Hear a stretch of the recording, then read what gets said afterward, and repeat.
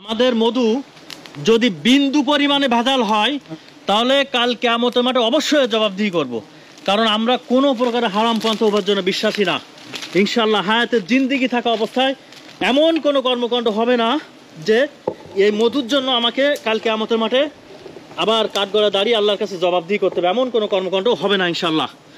আমরা নিজেরা চাক কেটে মধু সংগ্রহ করছি, এমন না যে একটি চাক কেটে মধু কেটে সারা বছর সেটা দিয়ে আমরা বিজ্ঞাপন দিচ্ছি, এমন না। এটা হলো সুন্দরবনে মধু সংগ্রহ করার জন্য আমার নিজের নামে দেখুন ছবি স্বাক্ষরিত বাংলাদেশ বন বিভাগের, এটা হলো লাইসেন্স। আমি কিন্তু এই সুন্দরবনের মধু সংগ্রহ করতে পারবো। দেখুন আমার ছবি এবং স্বাক্ষরিত যে লাইসেন্স সেটা কিন্তু আমার নিজের নামে, এবং আমি কিন্তু মোবাইল টিম নিয়ে কিন্তু প্রতি বছর মধু কাটি। আলহামদুলিল্লাহ আলহামদুলিল্লাহ। এই ক্যামেরাটা কাছে নিয়ে আসতে পারো আরো আব্দুল্লাহ, দেখুন কি পরিমাণ মধু হয়েছে। আল্লাহ রাসূল সাইয়েদুন নবী সাল্লাল্লাহু আলাইহি সাল্লাম বলেছেন, যদি কোনো ব্যক্তি 3 দিন সকালে মধু চেটে খায় তার কোনো বড় ধরনের রোগ হবে না। সূরা নাহলের ভিতরে মহান রব্বুল আলামিন বলেছেন, ফিহি শিফাউল লিন-নাস, ইহাতে রয়েছে মানুষের জন্য রোগ মুক্তি। এবং মৌমাছিদেরকে বলেছে, যাও তোমরা ঘর বাঁধো উঁচু ডালে, পাহাড়ের চূড়ায় এবং মানুষের তৈরি করা গৃহে। পানির মতো, আর একটু কাছে নিয়ে আসতে হবে ক্যামেরা, একদম পানির মতো। এই মধুর 7টি বৈশিষ্ট্য রয়েছে। সুন্দরবনের চাকের মধুর 7টি বৈশিষ্ট্য রয়েছে। এর ভিতরে প্রথমত হলো মধু পাতলা হবে। সুন্দরবনের মধু কখনোই ঘন হবে না। আপনি কখনো আপনার জীবদ্দশায় দেখেছেন সুন্দরবনের মধু কখনো ঘন হয়? কখনো ঘন হবে না। এটা চাষের মধু না চাকের মধু কিভাবে বুঝবেন? এই মধুগুলো আমরা হাতে চিপড়াই, মধু বোতলজাত করার পরে মধুর উপরে কিন্তু পোলেন থাকে, তাই না? ড্রামেও একটা ড্রামের উপরে কিন্তু পোলেন থাকে। এই পোলেনগুলো যদি থাকে তাহলে সেটা কিন্তু সুন্দরবনের চাকের মধু নির্দ্বিধায় নিতে পারেন। অন্যতম বৈশিষ্ট্য হলো মধুটা কিন্তু প্রচুর পরিমাণে ফেনা হবে।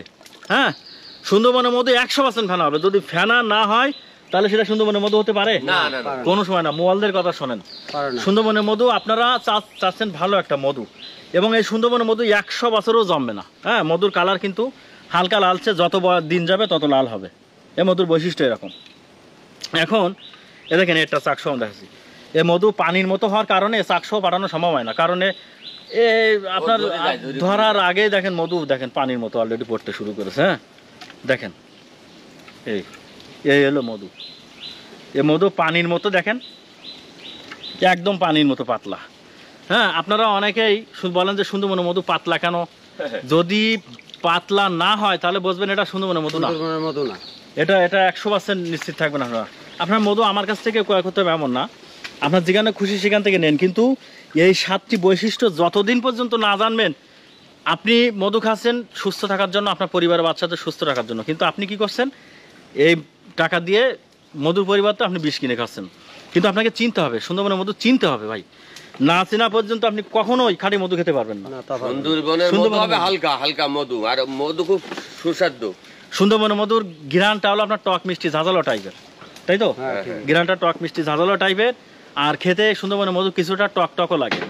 বিভিন্ন অঞ্চল ভেদে দেখেন, এখানে এক এক অঞ্চলে এক এক ধরনের গাছ, অঞ্চল ভেদে ভেদে মধুর স্বাদ পরিবর্তন হবে।